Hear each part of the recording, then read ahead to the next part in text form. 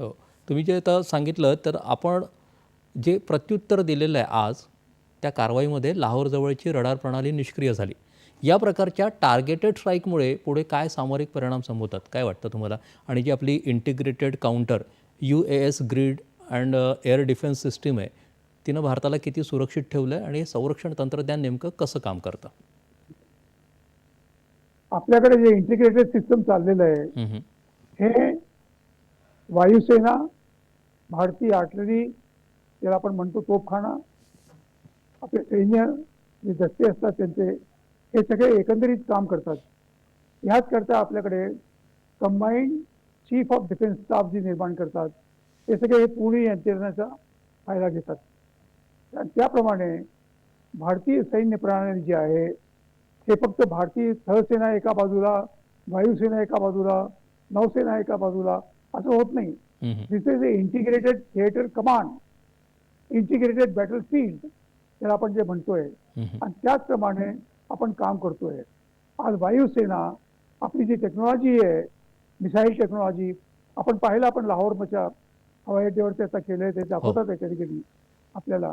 आपण ह्या त्या इंटिग्रेटेड हॅमर जे प्रणाली आहे, त्या प्रणालीच्या अंतर्गत आपण काम करतोय. आपण एक दुसऱ्याशी संबंधित ठेवतोय आणि त्यांना आपण सांगतोय की आपलं हे काम होणार आहे.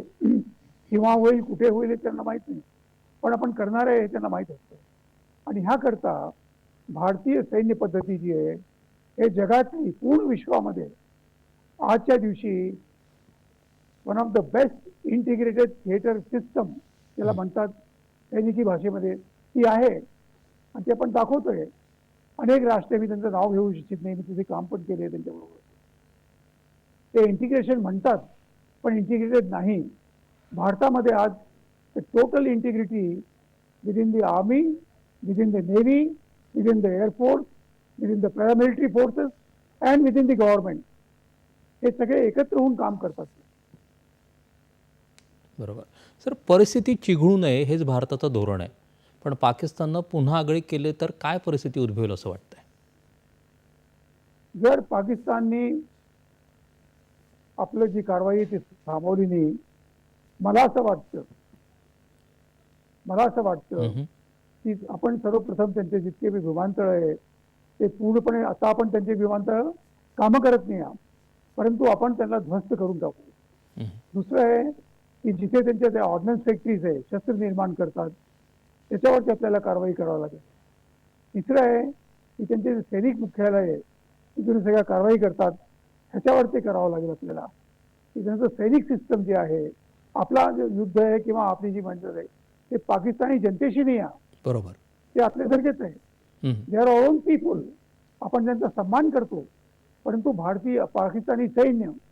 पाकिस्तानी सैन्याने मदत केलेले दहशतवादी आणि पाकिस्तानी सैन्याने मदत केलेले जे लोक भारताच्या विरुद्ध काम करतात आहे, त्यांच्याशी आपला शत्रुता मी म्हणणार नाही, पण लढाई आपला आपला. वैमनस्य आहे, थोडंसं हो. लढाई आहे.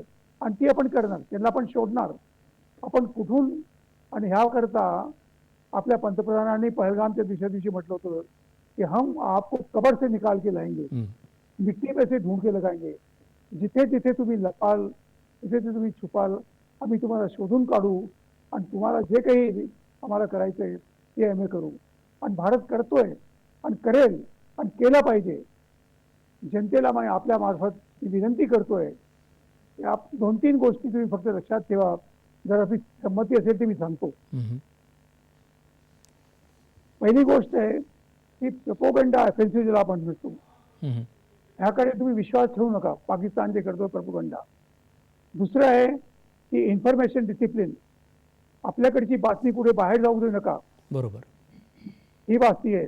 तिसरं आहे stand firm with the nation, आपल्या राष्ट्राबरोबर फर्म राहा, दृढ राहा, दृढ निश्चित राहा. चौथं आहे identify and monitor anti India element. भारतामध्ये राहणारे भारताचे शत्रू अनेक आहे, ते सर्व जागी आहे आणि त्यांना पाकिस्तानबद्दल जास्त प्रेम आहे, भारताबद्दल कमी आहे. ते राहतात इथेच आहे, खातात इथेच आहे, बहुतेक मरले पण इथेच जातील, पण प्रेम त्यांचं पाकिस्तान बरोबर आहे. Don't try and disintegrate India. Next, guard against the internal discipline. आंतरिक सुरक्षेला जे आपण म्हणतो त्याच्याबद्दल तुम्ही काम करा. डोंट पॅनिक, घाबरू नका.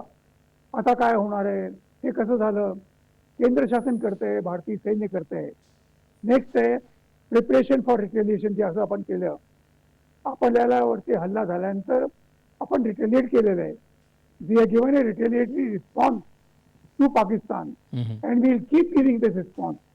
आणि शेवटचं आहे प्रिपेअर फॉर रिटेलिएशन. जसं पाकिस्तानने आपल्यावरती केलेलं आहे त्याप्रमाणे आपल्याला करावं लागेल. सायबर सिक्युरिटी जी आहे ती फार महत्त्वाची आहे.